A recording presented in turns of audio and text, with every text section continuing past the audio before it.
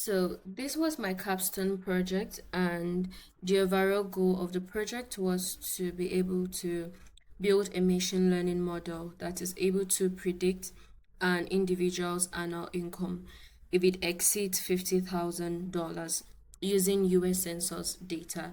And this whole pipeline includes different stages like data exploration, data cleaning, exploratory data analysis, which is EDA. I will mostly refer to it as EDA, you know, feature engineering and selection, hyperparameter tuning, model development, and evaluation. So basically, at the end of the day, is to uncover insight, right?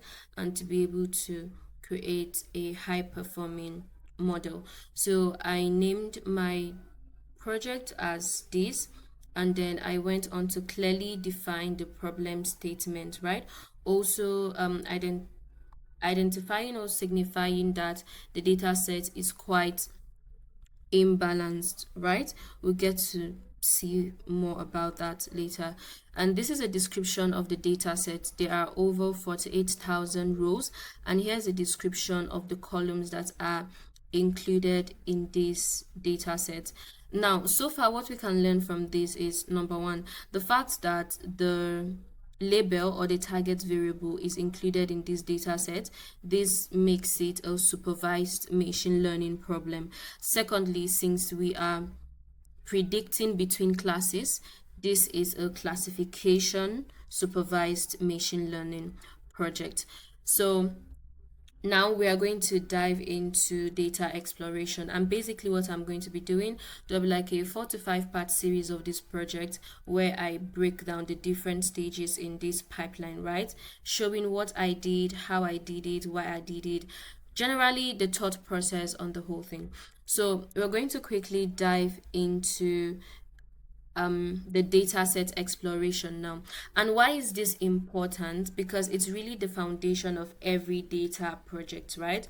You have to really understand the data set, understand the features, that's the columns, understand them individually, the stories they are telling, and also how they are related with each other and with the target variable. So if you do not have a proper understanding of a data set, you cannot even clean it right, and you will not be rightly informed when it comes to your EDA and your model development. So preparing for the whole project, first I started with installation and importing of the useful libraries. Here I upgraded my pip, which is the Python package manager, right? I upgraded it to the latest version so that it is compatible with all of my packages. Then I installed XGBoost since it is not already pre-installed in my Anaconda and like Jupyter notebook. So I'm not wasting much time into it. Let's explore this data set already. So here I made sure that I imported all my libraries, the modules, and the classes in one cell. Why? Firstly, just to have a very clean and organized notebook, right? Also, to reduce redundancy, I don't have to be importing, every time I need.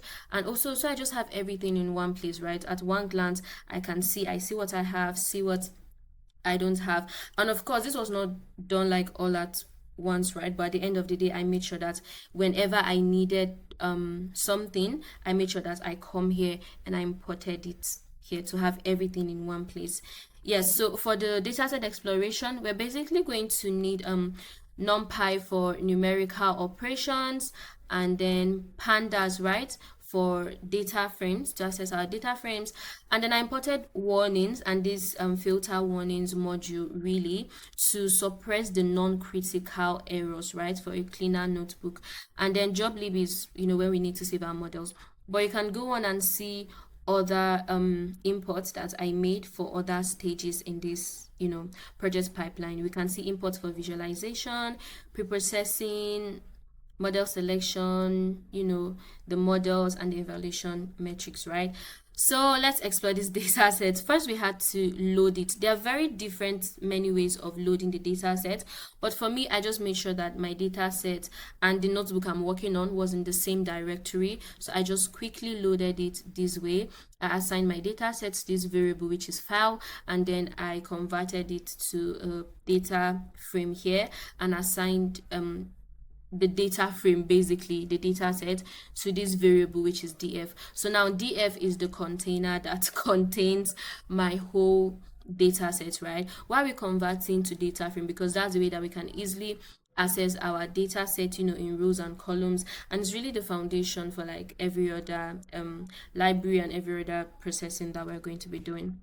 So data set exploration, yes, I started with df dot head using 10 as the argument to view the first 10 rows of the data set, right? Now this gives us an overall view of our data set, right? We see the columns, we see how they are labeled, and we're able to see the entries in all of these columns, right? Mostly you should be able to see maybe any odd entries or anything. So far everything looks good, so far so good, but with further exploration would see if there's any other thing that we need.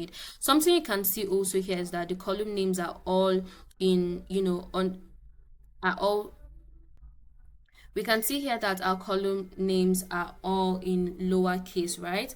But we can see that for those that have two words, they are separated by a dash. Guess I'll just call this a dash. So we are really, you know, understanding our data sets, listening to the stories that each column is telling us, basically. For that exploration, I used this method df.info to give me like a general structure of my data set, right? Here it tells me that there are 48,842 rows and there are 15 columns, right? So I don't even need to use df.shape because this already gives me the shape. It also gives me, you know, the names of the columns, and it also tells me if there are null values in these columns. And from here we can see that there are 3 columns that have, you know, null values in them: work class, occupation, and native country. It also gives me like the data type of all of these columns, right? So let's proceed. I use this method df.describe to view the statistical summary of all the numerical columns in the data set, right? Already I can see that the minimum age is 17, the maximum age is 90. I can see that looking at capital gain and capital loss, many people do not have any capital gain or capital loss, right? But for those that have, the number is like really on the high side. So we can see, you know, you can see that it is like these columns are basically like imbalanced, and we can see like the skewness in it and all. Yes, hours per week. And also we're already, you know, understanding our data sets, getting the stories. That's all of these things are telling us, right? I went on to check the number of initial duplicates. Here we see we have 48 duplicates. Then I used df.isNull.sum to really, so df.info showed us the 3 columns that have null values inside, right? But we did not see how many null values they have. But here we are able to really see the number of null values that they have, you know, and it's really informing us. So we're understanding the columns, we're understanding if they have null values or not, and you know, the deeper we go, the more we see, okay, do we drop them, do we impute values in them, you know? So this is really informing our thinking. So I simply come here to view all of the column names, right? We had already seen earlier that they're all in lowercase, and the ones that are made of 2 words are separated by a dash, right? So now I am exploring each column, right, to understand the entries, or like the observations and the categories in each of these columns. This will really inform my data cleaning, inform my EDA, and inform my model development. So to view the unique values in all of these columns, right, I mean, I could use unique for like each column, right? But what I did here was I simply created a loop that will loop through all of the columns in the data set, right, and give me the unique values in each of them. We can see the age range, you know, it is simply aligning with what we saw in df.describe. So we can see all of the unique values here. We had seen that 17 is the minimum, you know, we can see 19 here, and yeah, I'm trying to look for the 17 here. Okay, so the 17, you know, is here. So yeah, we can also see the unique values in work class, right? We have state government, we have self-employed, not incorporated, we have self-employed, you know, incorporated and all this, you know. And we're having another thing we can see is that there's an odd entry in this work class here, right? So we are seeing the unique values in all of these And also this FNL, this is like final weight, right? It's a weight. This column is really not important for analysis, and we're going to be dropping it, but this is how we explore it, and we really understand these columns, right? So this gives us all the unique values in each column. But let me quickly come, because I also wanted to know not only the unique values but also their counts, right? So I came here, I created another loop that is able to give me the value count, basically the unique values and how many times they appear in each column. So we have explored age, we have explored, work class, and looking here, we can begin to think that, okay, the self-employed not incorporated and self-employed, incorporated, we can merge them or like group them together, right? Why? Because this can help us,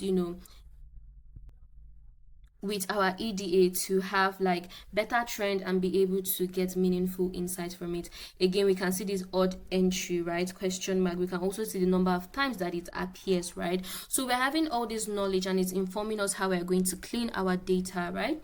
Then final weight. So our final weight is the census weight that we really do not need, and we're going to eventually drop it. Now, looking at education and education number, we understand that they are basically the same thing, right? An education number is simply like the numerical hierarchy of the education. So we know that when we get to model development, we really do not need to use these two columns, right? Because it represents the same thing. Again, looking at education, we can see we have preschool, first to fourth grades, fifth to sixth grades, and all of these. We can group some of these categories, right? All of the people that did not finish high school, those that finish high school, and all of this is able to help us with better to see like better trend, helps us in our EDA.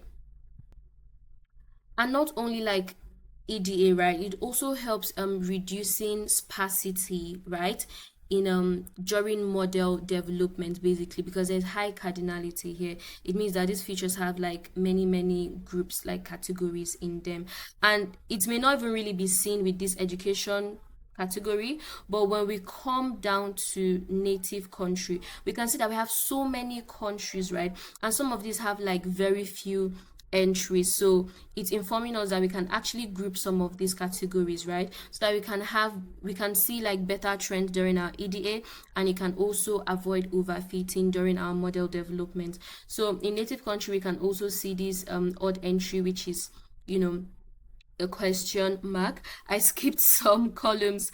So yeah, race, we can see that white makes a whole majority of the data set. Looking at the sex too, we can see here that the female is about 50% of the male representation in this data set, right? So the female is really underrepresented, basically.